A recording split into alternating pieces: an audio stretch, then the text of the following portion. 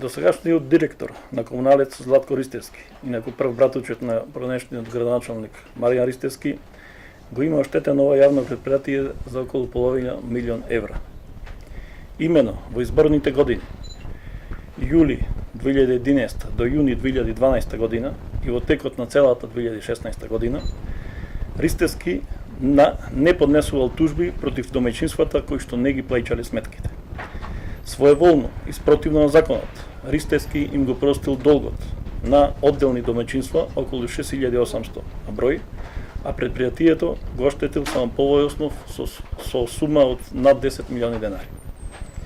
Од друга страна, спротивно законот за работни односи и колективниот договор, не ги исплаќал вработените и нивните надоместоци од плата, К15, јубилејни награди и новогодишни награди. Така да од 350 вработени, 170 луѓе, 170 вработени го тужеле ова јавно предпријатие и со тоа Комуналец исплатил долг од висина од 47 милиони денари. Од тие 45% или 21 милион денари се само за камати, судски трошоци, адвокати и извршители. Значи, ако на време биле исплатени овие надоместеци од плата, немало да дојде до овие 21 милион денари кои има комуналното предпријатие исплатено, а сето се за судски, адвокатски, за нотари извршители. Комуналец, пак од општинската каса, го добило редовни годишни субвенции во вредност од 40 милиони денари. Пари кои што практично Златко Ристевски ги трошил за покривање на штетите што сам ги создава. Сепак, најоштетени се граѓаните и јавното предпријатие Комуналец. Сега сметката, бидејќи затоа што сега сметката на Комуналец е блокирана за околу 800.000 денари поради наплата на извршни решенија од вработените по тужби од работни односи. Златко Ристевски не ги исплаќал ни врските на Комуналец кон доверители, со што создал долг околу 25 милиони денари. Се работи за познати фирми, редовни соработници на општината и јавните предпријатија. Че издвојам само неколку: Новоградба со побарување од 3,7 милиони денари, Електроточило 3,1 милион денари, Иман Компани 2 милиони денари и други. Ова е само мал дел од незаконското работење Златко Ристевски. Секојдневно со моето доаѓање за ВД директор на ова јавно предпријатие се откриваат нови дубиози. Јавноста наскоро ќе биде информирана за штетите што Златко Ристевски ги предизвикал на Комуналец со набавката за линијата за секундарна селекција на отпад од Технис Хрватска.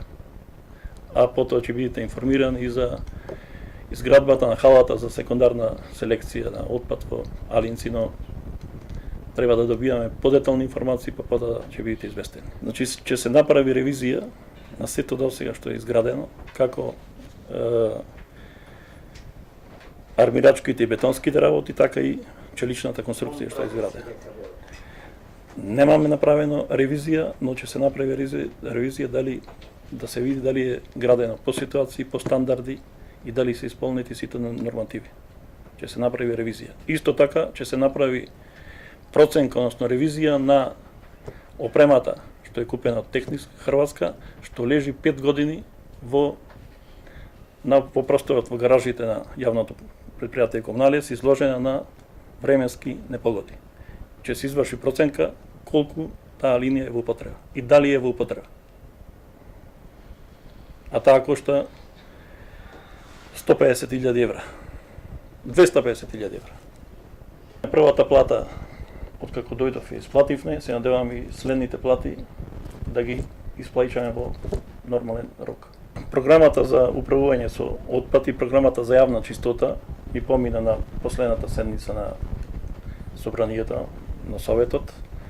Така да треба сега да склучиме договор со локалната самоуправа за овие работи што ги извршуваме за одржување јавните прометни површини, за да почнеме да ги повлекуваме средствата од локалната самоуправа. До сега немаме повлечено никакви парични средства, сепак успеавме првата плата да ја исплатиме.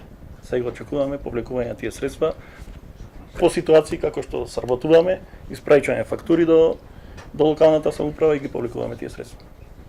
И се надеваме дека со тие средства ќе тековното работење ќе го држуваме, ќе ги исплаќаме платите. што испраќате фактури? За сработеното. Значи, ние правиме програма годишна за одржување на сите улици и јавни површини. Надворот. Како што ги одржуваме? Сметките за вода, Да, за да. комуналните. Како е одржување на паркот на револуција на себе? Одржувањето си е токовно по програмата. Значи, по програмата за одржување јавно-прометни површини си е тековно. Сега имаше 34 вработени што беа преку агенција за привремени вработувања. До 31.12 им заврши договорот. Сега објавивме нов тендер за агенција за привремени вработувања, така да преку бројаме да примне некаде околу 20 луѓе за да можеме да ја одржуваме таа програма. Тековна се одржува. Во моментот тековната наплата е 80% од граѓанските, 76% од фирмите. Идејата како регионални депони за отпад, мислам дека сгасна. Не се оствари. Од кои причини? Мислам дека најголеми причини се сето тоа че дадеш на терет на граѓаните. Сметката ќе ја платат граѓаните. И затоа сега е во стагнација. Како што ќе ја реши државата? Ние ќе постапуваме по тие напатствија. А инаку со линијата за секундарна селекција на отпад, тоа е добра програма, добра идеја, но за да се оствари таа идеја треба парични средства. Значи досега во таа проект се вложени негде околу 20 милиони денари, а за да се доврши и за да почне да функционира ни требаат некаде околу 60 милиони денари. Тие како јавно предпријатие ние од тековното работење не можеме да ги обезбедиме. Треба да имаме помош, дали од општината или од државата, а како идеја, секундарната селекција е многу добра идеја. Ние како град, примарната селекција веќе имаме усовршено, со давање на жолти и зелени канти, и тие суровини ги селектираме, ги продаваме и добиваме вредност од нив. А идејата како за секундарна селекција е добра, но требаат пари да се таа идеја да се оствари. А нема шанса да користите од некои фондови?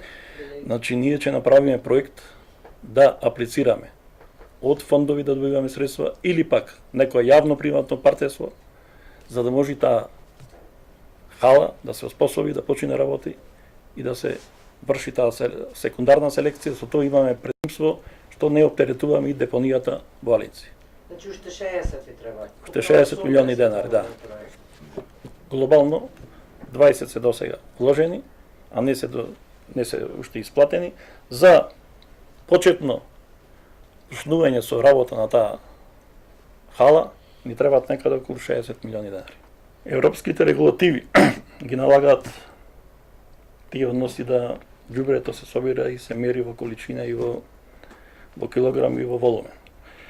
Но прво треба свеста кај граѓаните да биде на многу високо ниво, бидејќи ако ја наплаќаме собирање смета, ако се наплаќа по килограм или на волумен, мислам дека секој граѓанин своето ѓубре ќе го остава или кај комшијата или на улица, за да плати помали сметки. Таа е добра идеја, но за да се оствари треба едуцирање, треба висока свест на граѓаните, а инаку како идеја и Европа и сите европски регулативи ја напоменуваат дека така треба ѓубрето да се сметат, комуналниот смет да се собира. Че моментално сите садови што се поставени по улиците нема никој тргнато. Значи ни требаат повеќе садови со новата програма. Да, ни требаат садови, ќе направиме јавна набавка, да се направи дотур, бидејќи од тие постојаните се оштетуваат, се палат. Во тие садови наместо комунален смет граѓаните фрлаат градежен отпад и се оштетуваат тие садови, нарочно колцата на тие садови, и мораме да ги заменуваме и да купуваме нови. Инаку по програмата тие што ни ги дава општината, сите садови се наместени на тие локации каде што ги имаме добивано од општината. Во план е набавка на метларки, камиони метларки што ги метат улиците и плоштадите. Исто така ги разгледуваме сите можности за подземни контејнери.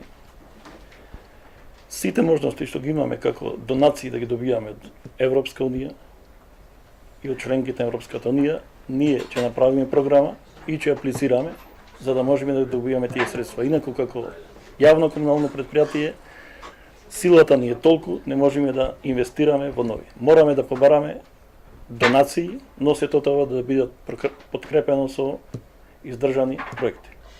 Сметката за неколку дена ќе биде одблокирана, бидејќи стасуваат приливи и од граѓаните и од фирмите и ќе биде одблокирана. Основните пратени се од наплата на комуналните сметки, некаде 81,2%. Имаме некаде околу 42,3 возила за собирање на смет, за јавни прометни површини, чистење, миење, но релативната старост на возниот парк не е многу стара, некаде околу 25-30 години.